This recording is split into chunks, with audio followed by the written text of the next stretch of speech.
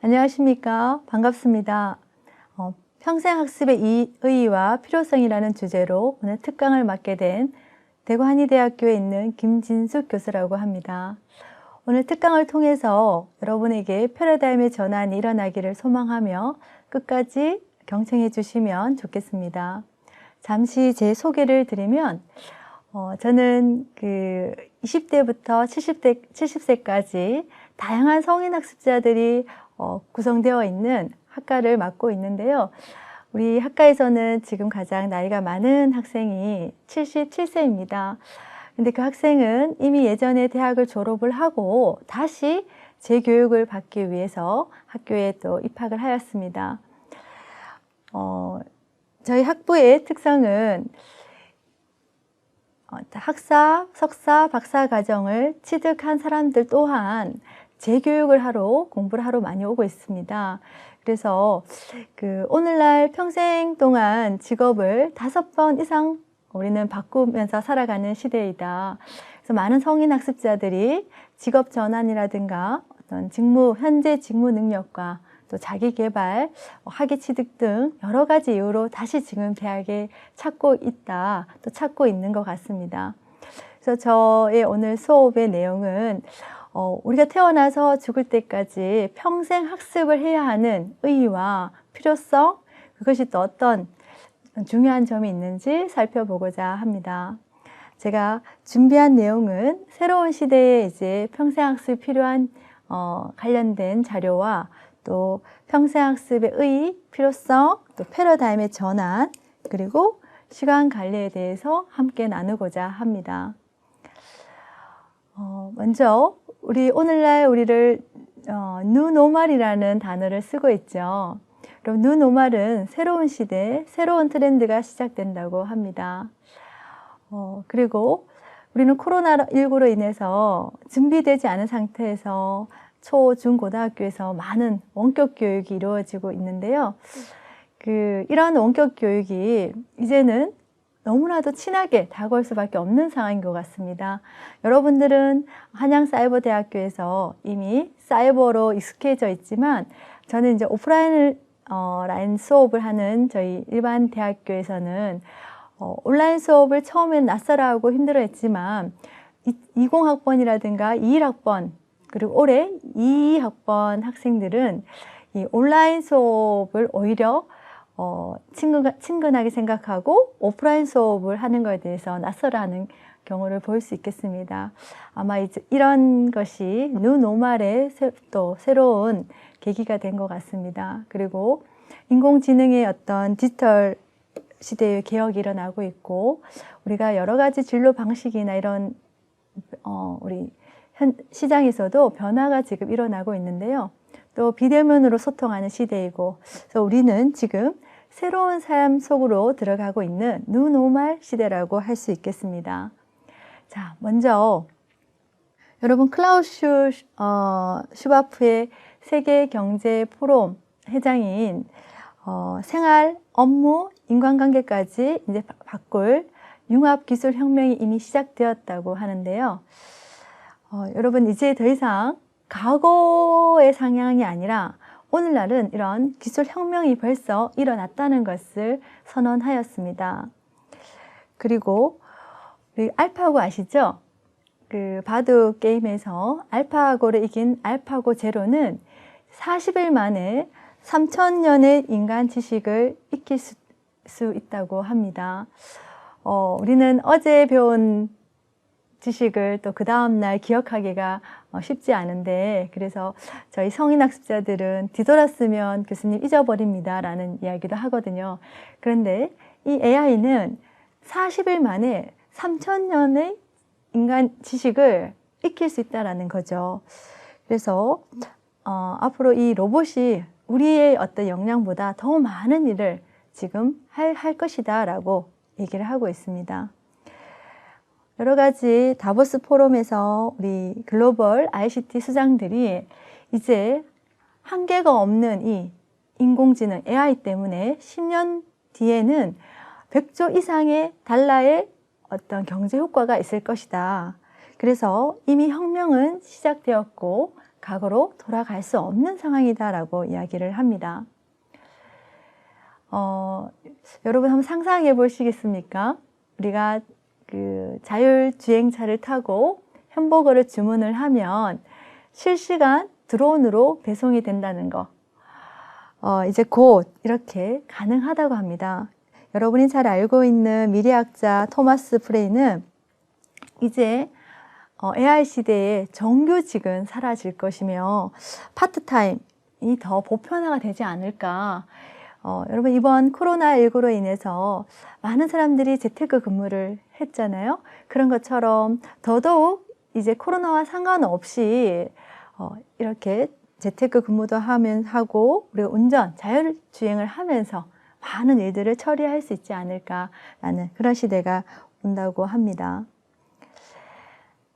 여러분 물류 배송 그 단순 업무는 이제 로봇이 맡는다고 해요.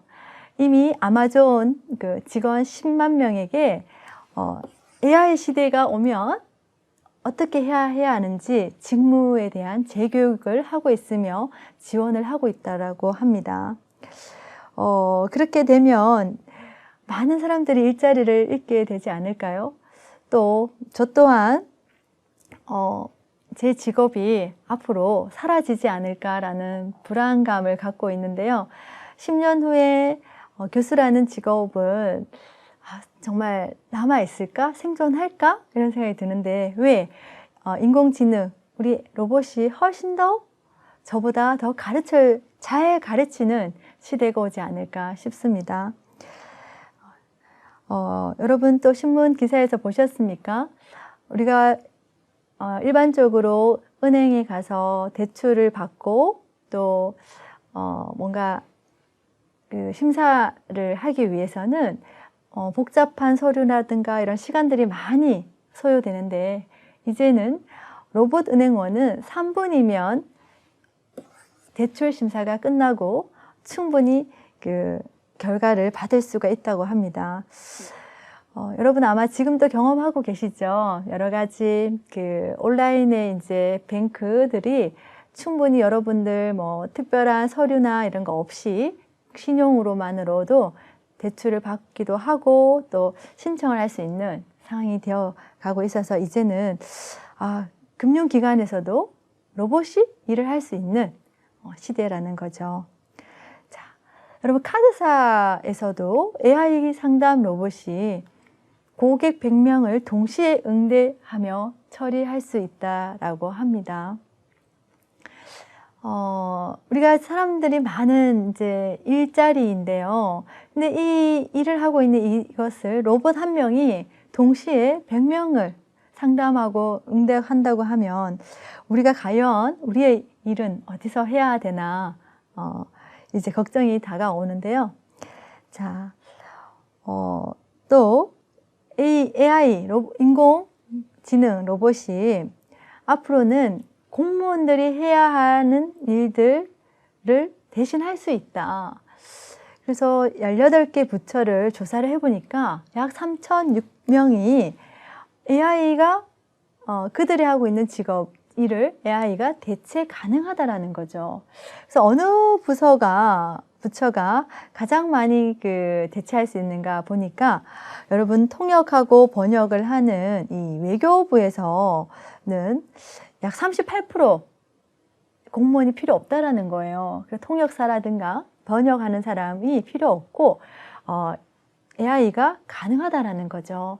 그리고 법무부, 아마 법무부는 그 많은 판례라든가 그 여러 가지 그 내용들이 AI가 앞서 말씀드린 것처럼 AI는 약 40일 만에, 30일 만에 3,000년의 그 지식을 습득할 수 있다고 하니 얼마든지 우리가 그동안 이제 법에 관련된 내용을 충분히 습득하고 있겠죠. 그래서 2위로는 법무부가, 3위로는 통일부 이렇게 이런 공무원들은 AI가 대신할 수 있으니 짐 싸라고 이야기를 한다고 합니다. 자, 지금까지 많은 변화가 일어나고 있고 앞으로도 예상하는 일들을 신문 보도 자료를 통해서 여러분들에게 분들이 보셨는데요. 근데 이런 일들이 세계 경제 포럼에서 클라우스 슈바트는 이미 2016년에 앞으로 한 10년 후에 4차 산업혁명으로 인해서 이런 일들이 일어날 거라고 선언했지만 지금은 코로나19라는 것 때문에 훨씬 더 앞당겨졌다라는 거죠. 코로나가 4차 산업혁명의 방아쇠를 당겼다라고 하는데요. 아마 여러분들은 사이버 교육을 받고 있어서 크게 와닿진 않으셨겠지만 이미 많은 현장에서는 갑작스럽게 이제 온라인 수업을 해야 되고 또 온라인으로 과제를 하고 토론을 하고 이런 일들이 쉽지는 않은 일들이었습니다. 그래서 이 코로나19라는 앞으로 향후 4차 산업혁명에 의해서 우리가 진행해야 하는 것들이 코로나19로 인해서 더 많이 앞당겨졌다라는 거죠. 그래서 예전에는 우리가 온라인으로 진료를 보는 것에 대해서 많은 의사들이 반대를 하고 또 서로 정말 과연 그것이 잘 될까라는 논의를 했지만 지금은 이 코로나라는 것 때문에 우리가 온라인으로 비대면으로 진료도 가능하고 많은 것들이 달라졌죠. 그래서 새로운 시대가 이제 출현이 되었다고 볼 수 있는데요. 인구 절벽의 저자인 캐리 덴트는 주로 생산할 수 있는 인구가 급격히 지금 감소하고 있다. 그 대신 고령 인구는 급속히 증가하고 있는데요. 여러분, 한 조사에 의하면 지금부터 한 45년 후 2027년 정도 되면 대한민국의 인구가 5분의 1이 줄어서 4천만 명이 안 된다고 합니다. 지금은 여러분 우리 인구가 조금씩 늘어나고 있습니다. 우리 실버 산업학과 선생님들은 전공이라서 너무 잘 알고 계실 텐데요. 지금은 고령 인구 때문에 아이들은 기존처럼 조금씩 이제 태어나고 고령 인구가 늘어나고 있기 때문에 전체적으로 봤을 때 인구는 늘어나고 있죠. 근데 어느 날 우리가 2030년, 40년 정도 되면 그 인구들이 이제 고령 인구가 사망을 하게 됨으로 인해서 인구가 줄기 시작한다고 합니다. 감소가 되면 2060년 정도, 7년에는 우리나라 인구의 5분의 1이 없고 한 4천만, 3,900만 정도로 인구를 지금 통계로 보고 있는데요. 자, 여러분들 지금 수업을 듣고 있는 여러분들은 1977년에서 96년에 출생한 N세대, 그때는 네트워크를 형성한 N세대라고 볼 수 있습니다. 그리고 96년에서 2010년에 출생한 인구를 우리는 일반 제너레이션이라 해서 G세대라고 부르는데요. 그럼 2010년부터 출생한 이들은 알파 세대라고 이야기를 합니다. 이 수업에 듣는 분들은 알파 세대는 없으시죠? 알파 세대는 지금 현재 아마 초등학생, 이제 중학생이 되는데요. 우리 이 세대, 알파 세대들은 앞서 말씀드린 것처럼 인공지능, 로봇과 경쟁을 해야 되는 시대에 살아야 된다는 거죠. 그리고 우리가 코로나19가 이렇게 끝나는 것이 아니라 앞으로도 다양한 변이된 바이러스로 또 평생 함께해야 될지 모르는, 그래서 늘 태어나자마자 마스크를 착용을 해야 하는 이런 질병과 함께 경쟁해야 되고 살아남아야 하는 세대가 우리 알파 세대라고 볼 수 있겠습니다. 그래서 이렇게 힘든 시대에 우리나라가 경제 대국이면서 OECD 국가 중에서 잘 사는 나라이긴 하지만 또 한편으로는 취업도 어렵고 저출산 국가이고 또 고령 인구는 증가하고 있고, 그래서 지금 현재 우리 알파 세대나 우리 지금 G 세대들이 많이 힘들어 하는데요. 그래서 M4 세대라는 단어도 유행을 했죠. 여러분, M4 세대, 이 N 세대들이 보시면 3포라고 해서 연애, 결혼, 출산을 포기하는 세대를 3포로 소위 불렀습니다. 그리고 5포는 여기서 취업과 내 집 마련도 힘들다고 해서 5포 세대에 더 나아서 인간관계나 희망, 또 더 힘들다고 해서 9포 세대, 7포 세대, 그 다음 건강, 외모 관리, 9포 세대. 이제 3까지 포기한다고 해서 완포, 전포라는 이런 유행어가 붙게 되었는데 조금 안타까운 현실이긴 합니다. 그래서 이렇게 AI 권력이 초양극화 사회를 만든다고 합니다. 알파 세대는 같은 또래나 어떤 사람과 경쟁이 아니라 로봇과 인공지능과 경쟁을 해야 되다 보니까 이제 우리 사회가 초양극화 사회가 되지 않을까. 그래서 우리가 그동안 해왔던 일자리들이 무수히 없어지고 새로운 일자리에 직무 전환을 하거나 배우지 않으면 더 인간이 해야 할 일들은 없어지고 나약한 존재로 양극화가 되지 않을까라고 지금 보도를 하고 있습니다. 여러분, 인간지능 넘보는 인공지능, 그러니까 인간의 지능을 넘보는 인공지능은 이제 앞으로 로봇이 못하는 것을 우리가 해야 되는데 그게 과연 무엇일까? 로봇이 저희 그 일반적인 단순 업무도 대체하고 우리가 그동안 알고 있는 지식도 단기간에 모두 다 습득을 하고 또 사람들이 할 수 있는 일들을 다 대체해 간다면 정말 우리 인간은 앞으로 어떤 일을 해야 되고 어떻게 해야 되는가 살펴보도록 하겠습니다. 그래서 여러분, 오늘의 주제가 평생학습의 의의와 필요성인데요. 이렇게 이제 인간의 지능을 넘나드는 로봇 지능에 대해서 우리가 그들보다 더 잘하려면 어떻게 해야 되나? 여러분, 엘빈 토플러 미래학자는 21세기 문맹인은 글을 못 읽고 못 쓰는 사람이 아니라 배운 것을 잊고 새로운 것을 배우지 않는 사람이 21세기의 문맹인이라고 합니다. 여러분, 이제 글을 못 읽고 못 쓰는 사람이 문맹인이 아니라 새로운 것을 배우려고 하지 않고 본인이 갖고 있는 지식만 고집을 한다 하면 그것이 21세기의 문맹인이라고 얘기를 하는데요. 그래서 오늘날 변화하는 시대에 이제 평생 학습이 필요합니다. 그래서 21세기 이 뉴 패러다임의 변화에 따라 누구나 배우지 않고 재학습하지 않으면 살아갈 수 없고 또 우리가 지금 배우지 않으면 지금의 정보가 홍수처럼 쏟아지고 새로운 기술들이 끊임없이 발달이 될 때 우리가 모른다면 이 삶에 있어서 뒤처질 수밖에 없고 도태될 수밖에 없는 상황인 것 같습니다. 그래서 우리는 이 시대적 흐름에 따라 또 경제적, 사회적 변화에 따라 적응하기 위해서라도 평생 학습이 필요한데요.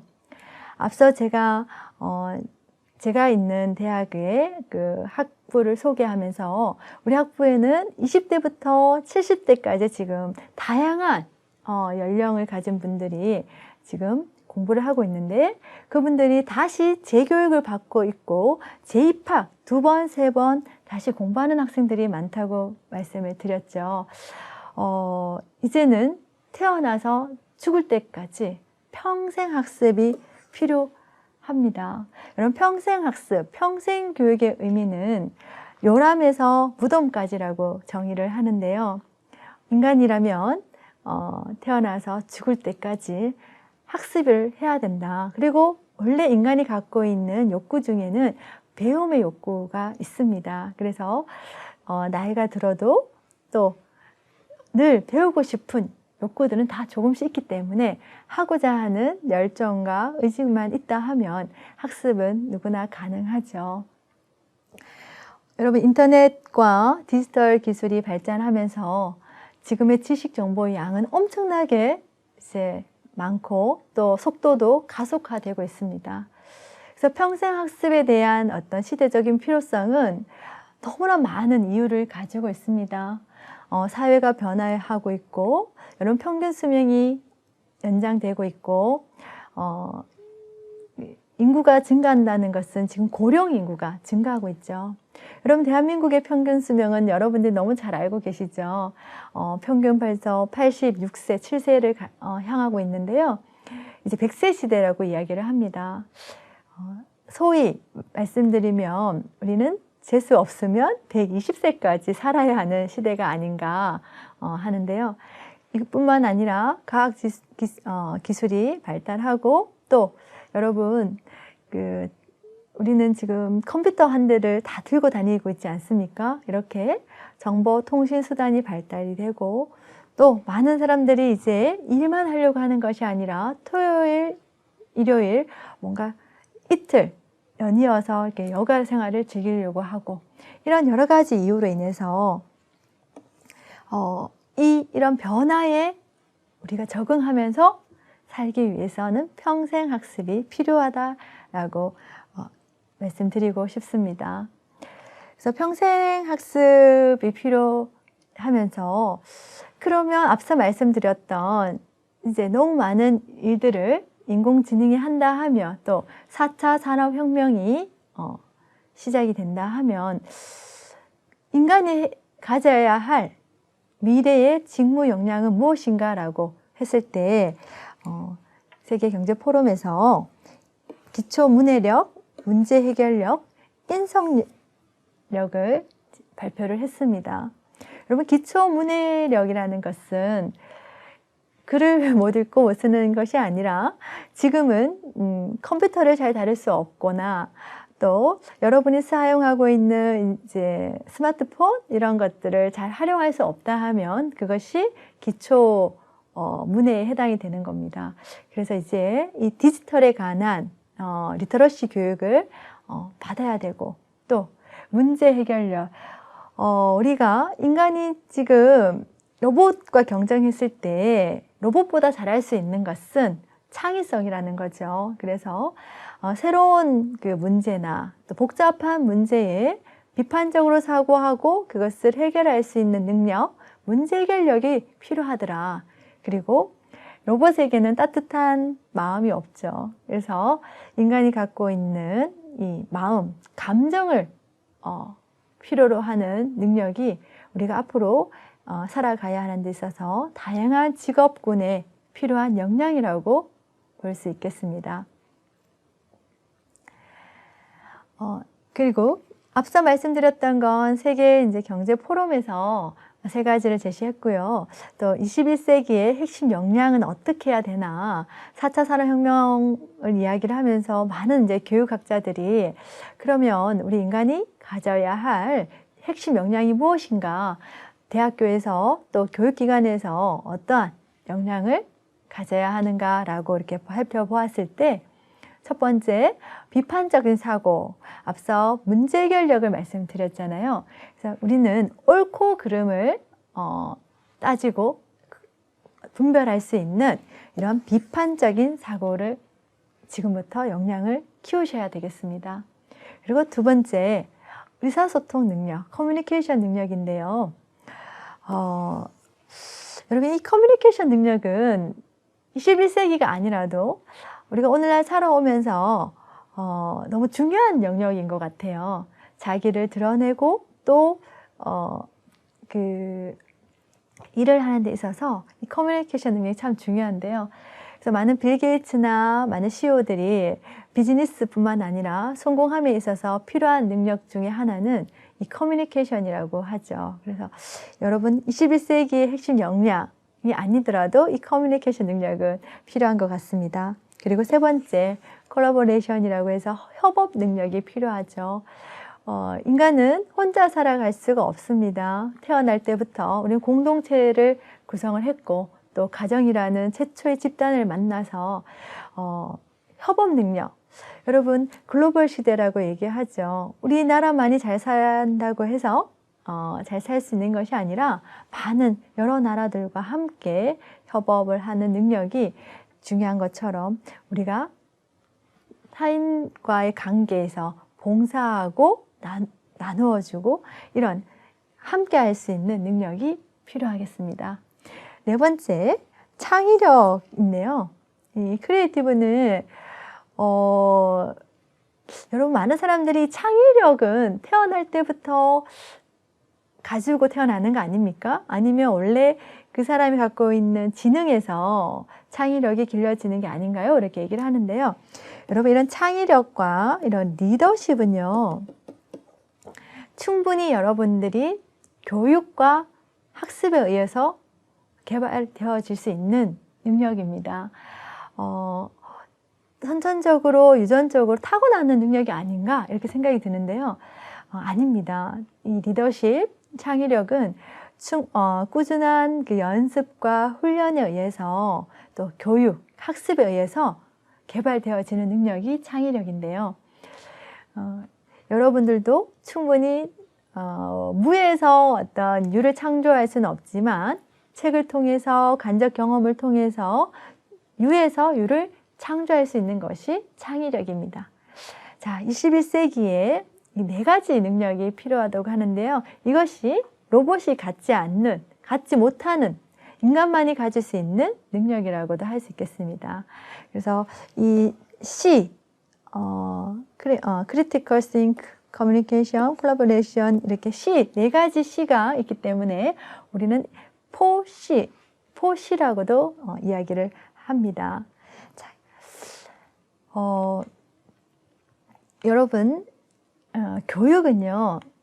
그럼 지금까지 여러분한테 이렇게 시대가 변하고 4차 산업혁명 이야기가 귀에 딱지가 앉을 만큼 듣고 계시는데 이러한 시대에 우리는 평생학습이 필요하다. 근데 평생학습을 하려면 끊임없이 뭔가 배워야 되는데 그래서 이 배움은 도대체 우리에게 어떠한 결과를 줄 수 있는가 보면 프린스턴 대학교 전 총장님인 존 히든 박사는 교육은 인생의 각종 상황에 대처하는 능력이다. 결국은 배움으로 인해서 우리가 살아가는데 그런 응급 상황이라든가 어떤 문제 해결을 할 수 있는 상황에 대처하는 능력을 기르는 것이다 라고 할 수 있다라고 합니다. 여러분 교육은 잘 아시겠지만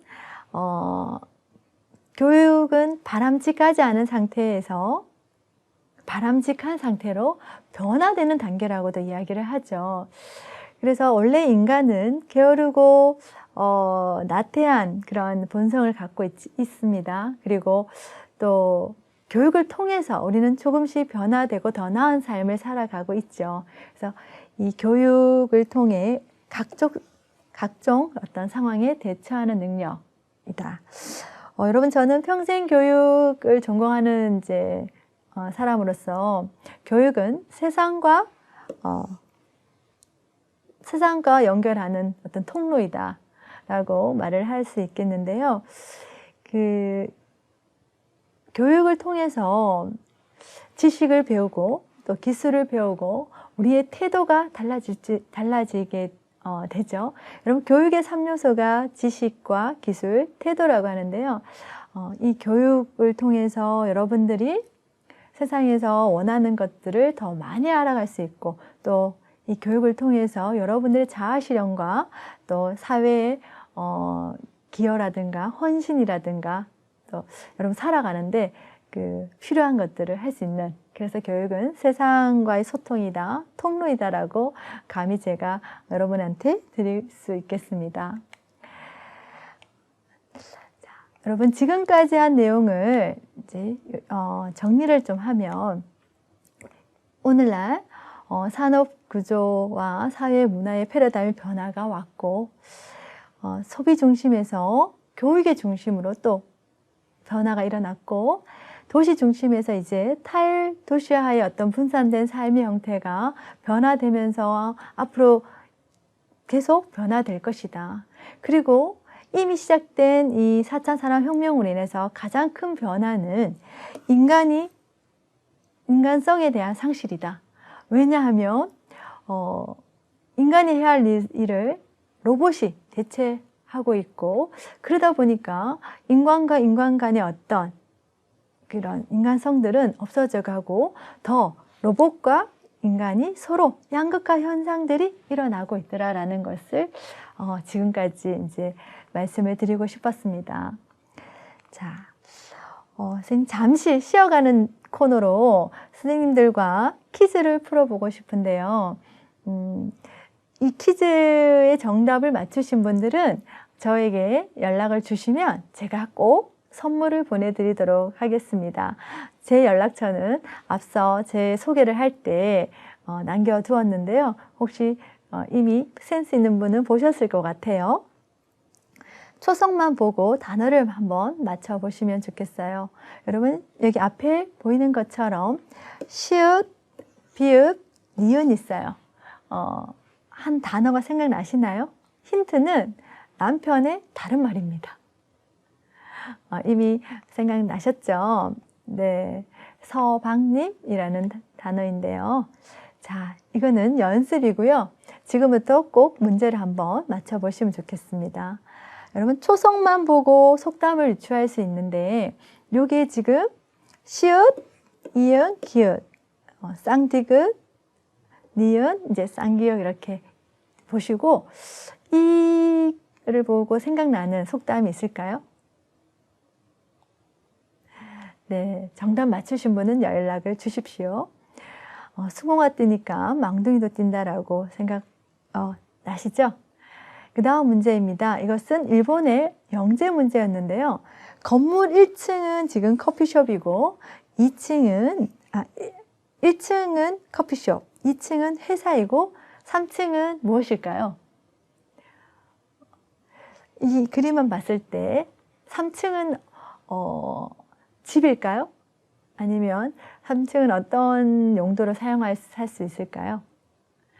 자, 이렇게 보니까 이제 할 수 있으시겠죠? 유추할 수 있으시죠? 3층은 스쿨, 학교라고 이제 얘기를 합니다. 일본의 영재 문제에서 앞서 보여드린 그림을 가지고 이렇게 영어 단어를 넣었죠. 그러니까 커피숍, 두 번째는 오피스, 세 번째는 스쿨, 학교가 정답입니다. 여러분 우리나라 한국의 영재 문제인데요. 오는 0보다 강하고 0은 2보다 강하고 2는 5보다 강하다입니다. 왜일까요? 이것은 무엇을 나타내는 걸까요? 네, 정답. 네, 가위바위보입니다. 여러분 손바닥 보는 5개, 5는 주먹, 0보다 강하고 주먹은 가위보다 강하고 또 가위는 보보다 강하죠. 그래서 가위바위보를 생각할 수 있습니다. 자, 정답 맞추신 분은 저에게 연락을 주십시오. 여러분 이 그림에서 여러분이 봤을 때 이제 왼쪽, 오른쪽이 있을 텐데요. 누가 더 호감 가는 느낌일까요? 이 두 눈썹이 있는데 이 오른쪽이 좀 더 호감 가는 느낌이지 않을까요? 이렇게 눈썹, 일자 눈썹보다는 반달로 된 눈썹. 그런데 제가 이렇게 그림을 그렸어요. 그랬더니 왼쪽이 훨씬 더 호감이 가죠. 왼쪽의 입모양은 이렇게 또 올라가 있지 않습니까? 그래서 여러분들이 좀 전에 그 눈썹만 봤을 때 느낌과 또 입모양을 봤을 때 이 둘의 차이는 달랐습니다. 자, 하나 더 살펴볼게요. 여러분 여기 영어 단어가 있는데요. 여러분들과 이제 단어들을 이렇게 생각해 볼 수 있는데 더라는 단어도 있고 드림도 있고 is도 있고 no도 있고 where도 있고 또 이렇게 보면 now도 있고 또 이렇게 보면 here도 있습니다. 여러분에게 띄어쓰기를 한번 해보라고 제가 말씀을 드리면 여러분들 띄어쓰기를 이렇게 해볼 수 있으시죠? 그러면 The dream is now nowhere에서 꿈은 어디에도 없다가 되는데 제가 이 띄어쓰기를 이렇게 다르게 띄어쓰기를 해보니까 꿈은 지금 여기에 있다라고 해석이 됩니다. 여러분 조금의 차이죠. no와 now의 띄어쓰기만 다르게 쓸 뿐인데 해석은 완전히 달라졌어요. 꿈은 어디에도 없다와 꿈은 지금 여기에 있다라는 거죠. 자, 미국의 16대 대통령이었던 에이브라함 링컨은 사람은 자기가 마음먹은 만큼만 행복하다고 하는데요. 여러분들이 지금 패러다임의 전환에 대해서 제가 설명을 하려고 여러 가지 예를 들고 있습니다. 어떻게 보느냐, 어떻게 생각하느냐에 따라서 결과가 달라진다는 거죠. 여러분 여기에 예쁜 그림이 있는데요. 매력적인 여성으로 보이세요? 아니면 나이 든 노파로 보이십니까? 네, 어떤 분에게는 매력적인 여성으로 보이고 어떤 분에게는 나이 든 노파로 이제 보일 수 있겠죠. 다 보는 관점이 다른 거죠. 제가 얼마 전 지나가는데요. 이 그림을 보게 되었어요.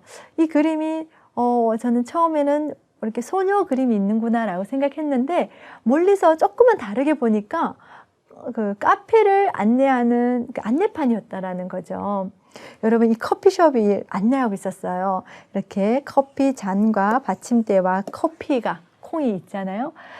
제가 가까이서 봤을 때는 이게 무슨 내용이지? 이렇게 한참을 생각했는데 멀리서 이렇게 다르게 보니까 카페를 소개하는 안내판이더라는 거죠. 여러분 지금까지 이제 제가 여러 가지 그림과 그런 퀴즈를 통해서 여러분과 이제 예를 들어서 말씀을 드렸는데 무엇을 설명하려고 했냐면 패러다임이라는 걸 설명하고 싶었습니다. 여러분 알고 계시죠? 패러다임은 쉽게 말해 고정관념, 지금 갖고 있는 그 사고방식이라든가 여러분들이 인간이 주변 세상을 지각하고 이해하며 해석하는 방식을 우리는 패러다임이라고 합니다. 근데 이 패러다임을 똑같은 패러다임을 가진 사람은 이 세상에 아무도 없다라는 이야기를 하고 싶습니다. 인간은 학습과 경험의 산물입니다. 그래서 어렸을 때부터 지금까지 우리는 교육을 통해서 또 여러분이 경험을 통해서 많은 지식과 기술을 가지고 있지만 똑같은 지식이나 경험을 가진 사람은 아무도 없다. 그렇기 때문에 똑같은 패러다임을 가진 사람도 없다. 같은 걸 보고도 우리는 다르게 생각할 수 있어야 된다는 것입니다. 그래서 우리는 좀 변화하기를 바라죠. 또 성공하고 싶고 더 행복한 삶을 살고 싶고 오늘이 내일보다 더 또 나아지고 또 내일은 오늘보다 더 나아지길 바랄 때 패러다임의 전환이 중요하다는 얘기를 합니다. 여러분 많이 들어보셨을 것 같아요. 제가 이제 패러다임을 예전에 스티븐 코비한테 공부를 했었는데요. 성공하는 사람들의 7가지 습관을 쓴 저자이죠. 근데 이 성공하는 습관 7가지보다 더 중요한 것은 여러분의 패러다임을 전환하는 거라고 합니다. 자, 여러분 왼쪽에 있는 입장에서 보면은 이 그림은 6이라고 보여질 거고 오른쪽에 있는 분의 입장에서 보면 이 그림은 9라고 볼 수 있겠습니다. 하지만 6이든 9이든 틀린 것이 아니죠. 단지 상대방이 어느 관점에서 어느 위치에서 보느냐에 따라서 달라진 것뿐입니다. 그죠? 여러분 패러다임의 전환, 여러분이 조금만 변하기를 원한다면 여러분의 행동을 바꾸는데, 그러나 획기적으로 변하기를 원한다면 여러분의 패러다임을 바꾸라고 스티븐 코비가 아주 유명한 명언을 남겼는데요. 자, 여러분 같은 걸 보고도 우리는 다르게 생각할 수 있어야 된다는 거죠. 그러니까 어떤 사물에 있어서 어떤 상황에 대해서 생각을 바꾸면 행동이 바뀌고 또 행동을 바꾸면 습관이 바뀌고 습관이 바꾸면 성품이 바뀌고 성품을 바꾸면 당신의 운명이 바뀐다는 글도 여러분 알고 계실 겁니다. 세상을 바꾸는 단 한 가지 방법이라고 해서 제가 그 어린 왕자 책에서 읽었는데요. 착한 아들을 원한다면 먼저 좋은 아빠가 되는 것이고 좋은 아빠를 원한다면 먼저 좋은 아들이 되어야겠지. 그래서 남편이나 아내나 상사나 부하 직원의 경우도 마찬가지야. 간단히 말해서 세상을 바꾸는 단 한 가지 방법은 바로 자신을 바꾸는 거라는 글을 보고, 결국은 내가 어떤 일에 있어서 나의 생각, 내가 보는 어떤 그 관점, 그것을 다르게 하는 것이 참 중요하구나라고 볼 수 있겠습니다. 그래서 나는 나를 혁명할 수 있습니다. 세상을 바꾸려 하지 말고 자신을 바꾸면 달라진다는 거죠. 자, 패러다임의 전환 기억해 주시면 좋겠습니다.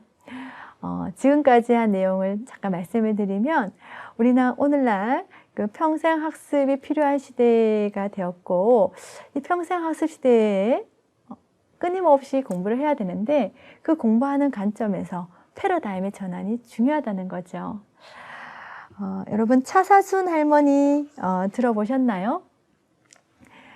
운전면허를 합격하는데 약 5년의 시간이 걸렸습니다. 65개월 걸렸는데요. 지금은 이제 이분이 80세가 넘었죠. 2010년 6월에 960번 만에 운전면허에 합격한 사실이 보도가 되었어요. 여러분, 959번을 불합격하고 960번 만에 운전면허에 합격했어요. 그래서 이 소식을 듣고 기아 자동차에서 이렇게 소울 자동차를 선물을 했는데요. 제가 이 자동차 선물 받았다는 것을 듣고는 960번 곱하기 응시료를 계산을 해봤어요. 그랬더니 이 소울 자동차 한 대 값이 나오더라고요. 선물을 받을 만하구나라고 생각을 했는데, 우리 차사순 할머니의 소원은 본인이 운전면허를 합격해서 자격증을 취득해서 본인이 직접 운전해서 손주들과 함께 놀이공원을 가고 마트를 가보는 게 본인의 꿈이었다고 해요. 이 꿈을 이루기 위해서 열심히 5년에 가까이 넘는 시간 동안 운전면허에 도전을 했는데요. 그래서 이 할머니가 이제 이렇게 신문에 보도가 되면서 인터뷰 기사에 보니까 배우는 즐거움이 너무 행복했다. 배움이 주는 기쁨이 있었다. 글을 잘 모르고 초등학교도 졸업하지 않았지만 이렇게 뭔가 꿈을 가지고 배우는 그 자체만으로도 기뻤다라는 거죠. 여러분들도 지금 한양사이버대학교에서 또 실버산업학과에서 공부를 하고 계시죠. 이제는 어떤 대학을 졸업했느냐가 중요한 것이 아니라 대학에서 무엇을 배웠는지가 중요한 시대인 것 같습니다. 그래서 저는 우리 학생들에게 대학에서 배우는 즐거움을 배웠으면 좋겠다. 이제 예전에 대학을 졸업을 하고 한 번의 어떤 졸업 공부만으로 평생을 살아갈 수 없다. 앞으로는 우리가 이 시대에 살아남기 위해서는 또 정말 사회나 경제적으로 여러 정치적으로 지금 변하고 있는 이 시대에서는 우리는 끊임없이 학습을 해야 된다는 거죠. 그래서 여러분, 대학을 통해서 여러분들이 많은 자원을 얻고 이것을 활용하고 이용했으면 좋겠습니다. 자, 그러면 대학교에서 어떻게 시간을 보내야 되는가, 이제 마지막으로 말씀을 드리려고 하는데요. 제가 또 연구한 자료를 살펴보니까 우리가 70년 동안 평균 이제 산다는 가정하에 잠자는 시간이 23년 평균적으로, 여러분 평균입니다. 또 일하는 시간이 한 26년이 소요되고, 양치질하고 씻는데 2년, 또 화장실 가는데 1년, 거울 보는데 1년 반. 여러분, 화장실도 하루에 뭐 3, 4번, 5, 6번 가는 시간을 이제 합쳐서 평균적으로 계산한 겁니다. 여러분이 또 여학생이나 남학생들은 차이가 있겠지만 그래도 거울을 보고 이렇게 메이크업을 하는 그런 평균적인 시간을 합해보니까 1년 반 정도. 그럼 차 타는데 6년, 누군가를 기다리는데 3년, 아침 저녁으로 신문, 뭐 텔레비전 보는 이런 시간들이 약 6년이라는 시간이 걸리더라. 그럼 여러분, 우리 오늘날 이 텔레비전이 아니더라도 카카오톡이나 여러분 이메일이라든가 뭐 인터넷을 통해서 늘 접하고 계시잖아요. 이 시간들이 아마 지금 평균 6년이 넘을 거예요. 그러면 이 시간들을 70년에서 다 빼고 나니까, 차감하고 나니 정말 과연 우리에게 주어진 시간은 1, 2년밖에 없더라. 하루에 여러분 한 5분 정도 하하호호라고 이제 크게 웃는다고 생각을 하면 그 5분을 70년을 이제 합쳐봤어요. 여러분 하루에 5분씩 365일을 곱하고 또 70년을 계산해 보니까 이 평생 합쳐서 웃는 시간이 80일밖에 안 되더라. 고작 3개월도 되지 않는 시간이더라. 여러분, 우리 인간이 태어난 목적은 행복한 삶을 살기 위해서 태어났죠. 그리고 우리가 이제 살아가면서 이제 누려야 할 과제라고 생각을 하는데요. 그러면 이 시간을 잘 보내야 됩니다. 이렇게 잠자는 시간, 일하는 시간, 이런 시간을 다 제외하고 나면 과연 우리에게 주어진 시간이 그렇게 많지 않더라. 그렇기 때문에 하루에 5분을 웃는다고 해도 80일 정도밖에 웃지 않더라. 여러분, 우리 행복해서 웃는 것이 아니라 많이 웃으면 행복해진다는 말도 있지 않습니까? 그래서 오늘부터는 조금 웃는 걸 인위적으로 연습하시고 또 해보시면 어떨까 싶습니다. 자, 그렇게 시간이 이제 얼마 남지 않았어요. 우리가 주어진 시간이 그렇게 많지 않다라면 여러분 시간관리 매트리스를 활용하면 좋으신데요. 우리의 그 일상에서는 중요하고 긴급한 상황이 있고, 중요하지만 긴급하지 않은 것이 있고, 중요하지 않지만 긴급한 것이 있고요. 중요하지도 않고 긴급하지 않은 것들이 있습니다. 시간이 많이 없어서 제가 미리 말씀을 드리면, 우리에게 지금 현재 시험이라든가 뭐 또 코로나 이런 것들은 중요하면서 긴급한 상황이죠. 그리고 여러분 갑자기 누군가가 아프거나 뭐 그것 또한 여러분이 아프거나 하는 것도 중요하고 긴급한 상황이에요. 그런데 중요하지만 긴급하지 않은 것들이 있어요. 여러분 공부하는 거 중요한 건 알지만 크게 지금 공부하지 않아도 내가 살아가는데 특별한 문제가 없고 또 지금까지 하지 않았는데 뭐 미래에 필요한가? 이렇게 생각이 들기도 하죠. 여러분 인간관계는 하루아침에 만들어지는 게 아니죠. 오랫동안 이제 함께 나누어야 되는데 이런 인간관계는 중요하다고 생각하지만 또 당장 긴급하지 않는 거예요. 그리고 여러분 잠시 팁 하나 드리면 우리가 AI가 또 하지 않는 못하는 능력 중에 인간관계 능력입니다. 오늘날 성공적인 삶을 살아가는 데 있어서 여러분이 더 많은 이제 부를 누리고 싶다 하면 이 인간관계 능력이 정말 중요하죠. 그래서 여러분 다음 기회가 되면 말씀을 드리고 싶은데 인간관계 능력 중요하지만 긴급하지 않으니까 여러분들이 소홀히 할 수도 있어요. 여러분 취미라든가 운동, 이런 독서도 너무나 중요한데 지금 당장 나한테 필요한 게 아니다 보니까 운동도 하지 않으시고 또 취미도 시간이 없다는 핑계로 지금 하고 있지 않으시잖아요. 그죠? 긴급하지 않으니까. 근데 세 번째, 중요하지도 않고 긴급한 건 있어요. 우리가 살아가면서 집안의 경조사라든가 또 갑자기 모인 여러분 약속이라든가 회식이라는 중요하진 않아요. 크게 나한테 내 친구의 부모님의 장례식이 그렇게 중요하진 않지만 친구를 위해서는 긴급한 상황이고 여러분이 그 회사의 상사나 동료들과의 어떤 회식 모임도 긴급은 약속이 정해져 있기 때문에 긴급은 해야죠. 근데 중요하진 않아요. 그죠?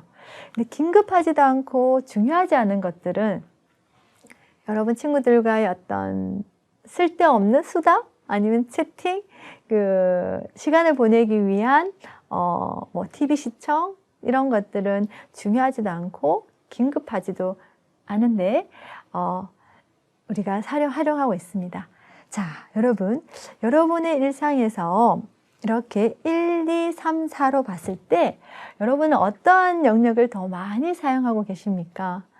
요 내용은 성공하는 사람들의 7가지 습관 중에서 시간관리법에도 나오는 내용인데요.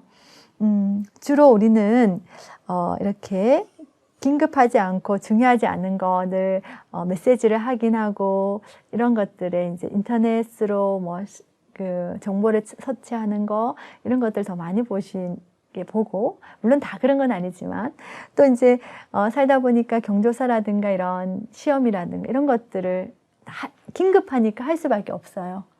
근데 여러분 중요는 하지만 긴급하지 않은 일을 실은 먼저 해야 된다는 거죠.